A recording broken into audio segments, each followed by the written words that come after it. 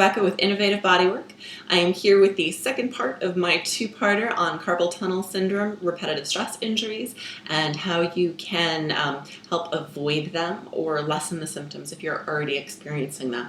If you missed the first part, I would encourage you to go check it out. It's about the anatomy of the forearms, wrists, and hands. It can give you a little bit of an overview of kind of what's going on so you have a better understanding. And if you've already watched that and you're ready to rock and roll with the self-care, let's get started. So the first important thing is to try to get things kind of stretched out. Getting your hands, your wrists, and your forearms stretched out is going to bring in that good healthy blood flow, and it's going to help encourage your fascia to go from more of a solid state to that gel-like liquidy state, which is what we want. That's when our body's nice and fluid and pain-free. So the first stretching that we're going to do, and this is something you can totally do at work, or you can do it in the beginning of the day or the end of the day, is we're just going to do some really basic stretches here. So first, take your arm, put it out in front of you, and I want you to make sure that the crease of your elbow is pointed towards the ceiling. We're going to be focusing on keeping that crease towards the ceiling throughout this entire exercise. So I'm going to start by stretching the flexors. So the flexors are the muscles that are running on this front part of my arm down into the hand. And I'm going to take the whole hand and I'm just going to stretch it down.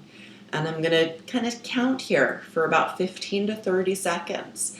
That's an important part of this process, is that you're not skimping out. You're not just doing this for a couple seconds and saying, okay, great, I stretched. No, you want to make sure that you're sticking with this for a good 15 to 30 seconds, because what's happening here is that the fascia is just starting to warm up and it's just starting to get blood flow through it. And your muscles that have been constricted from keeping them in the same position all day are also just starting to warm up and just starting to open up a little bit.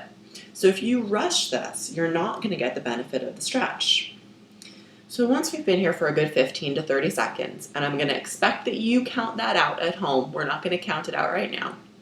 I'm going to move to one finger at a time. So again, I'm keeping my arm fully straight in front of me, and I'm keeping that elbow crease up towards the ceiling.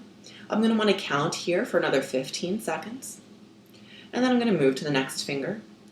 And another thing that I'd love for you to incorporate here is some breath work. Breath work is a great way to engage the mind-body connection.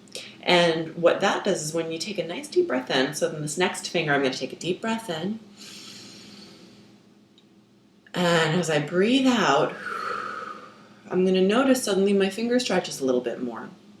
And you can put a little more intention into it. So when I'm taking a deep breath in, I'm actually focusing on breathing into this muscle that's being stretched. So I take a deep breath into that muscle. And I let that out.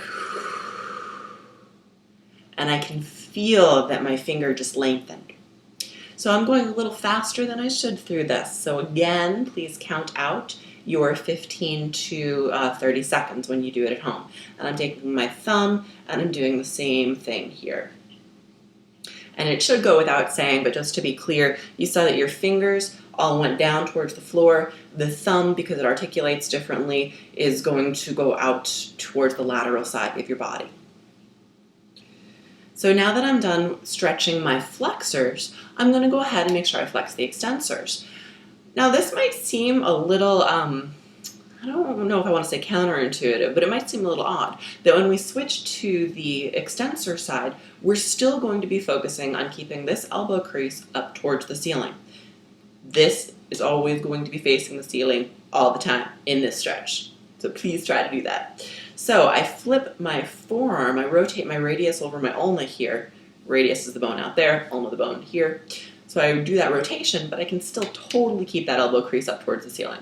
So again, I'm going to start with the whole hand, and I'm getting a nice stretch through those extensors. You'll probably notice if you are in that computer pose all day that when you stretch the flexors, they're going to feel a little yummier than the extensors, but it's very important to stretch the extensors too. And the reason that it feels a little yummier on the flexor side is that you've been in this crunched position all day, so the flexors have been constricting, contracting, so when you open those up, it feels really good. But the extensors, which have actually been stretched all day, still really important. They get some good blood flow in there and stretch a little bit more than that position you've kept them in all day. So I've gone for my thumb here, and again, I'm going to try to do that 15 to 30 seconds, and I'm going to incorporate my breath work. And I go to my first finger. Oh, and I can feel that in the wrist. Yeah. This is great for massage therapists. Massage therapy really takes a lot out of the hands and forearms, and we've got to keep up on our self-care if we want to keep in business. Again, good stretch in here too. People who hold tools all day, that can really cause a lot of these repetitive stress injuries. I'm a technician in my full-time job, and I got to tell you, after holding a little screwdriver all day, it's so nice to stretch these muscles out. So I've got that all stretched out, so I'm going to just shake a little. I'm going to try to let go of the shoulder. Again, letting my breath go with this, really important. Letting my head bob a little bit, just loosening up in there. So that's a nice stretch. So then, of course, you would want to go ahead and do the other side, which I would love to do with you, but I don't want to waste your time right now. So just pretend that we did both sides. So the next thing that's really nice, and this is especially nice if you're using your hands all day, so you want to give them a break when things are stretching. We're going to actually use our forearm to massage our forearm. It's a pretty neat trick. So you'll notice if you start kind of poking in at your arm, you'll notice that the ulna bone here, the one that's running closer to your body, it's got this nice thick bony ridge to it, really good for massaging things. So we're going to focus on taking that bony part of the ulna, and I'm going to put it over the forearm, and I'm going to just slide it down the arm nice and slow. And what I'm doing here, I'm not pushing from my shoulder, I'm actually leaning my whole upper body into it, because any sort of pressure should be coming from your whole body weight, so that you're not causing another repetitive stress injury by trying to treat the one that you already have, okay? One of the reasons that I'm doing this is that this is going to be stretching out the muscles in the forearm. As we saw in the last video, the muscles of the forearm are what's actually controlling the hand movement.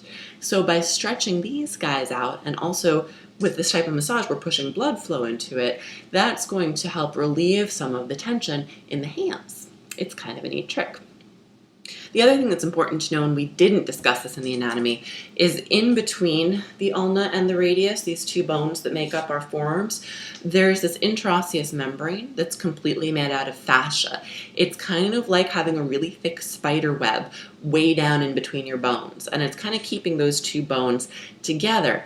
One of the things that this does is it just gives that fascia a little bit of a stretch. It just kind of pulls it apart a little bit, getting that good blood flow in there. So I'm going to go ahead and do that to the flexor side as well. That was the extensor side. So I'm going to start up near the elbow and just sliding down. And as you did see in that anatomy video, all of the forearm muscles, those big, strong muscles controlling our hand movement, they all originate from up near the elbow area. So in fact, you can probably palpate that, feel that our extensors, there's this big knot of muscle right up here near the elbow. And then for our flexors, you'll feel a little less, but you'll normally feel some stuff going on right on the inside there. So just lining up that ulna bone and sliding down, so nice. And you'll notice when you're doing that, and you can totally see it on me because my forearms are way too tight, that the fingers, they kind of flex in. I'm not moving my hands. Let me bring this down a little so you can see what I'm talking about. So I'm not actually moving my hand right now. My hand's completely relaxed. But as I push on these muscles, the muscles flex a little bit, and that causes the fingers to move in. So it's a really cool way also to see that hand movement, and you see it kind of on the other side too. They just extend. I don't get it as much on the other side. So those are some basic stretches that you can do, and just from doing that, I feel awesome on this side. After this video is done, I'm totally doing it. So despite what you heard at the beginning of this video, it's no longer going to be a two-parter. It's now going to be a three-parter because I am just super gabby, and YouTube only allows you to upload a certain amount of video at a time. So I hope you enjoyed this video on self-care for your forearms, wrists, and hands, and check out the next video for ice massage and salt glow and sugar glow. Thanks a lot.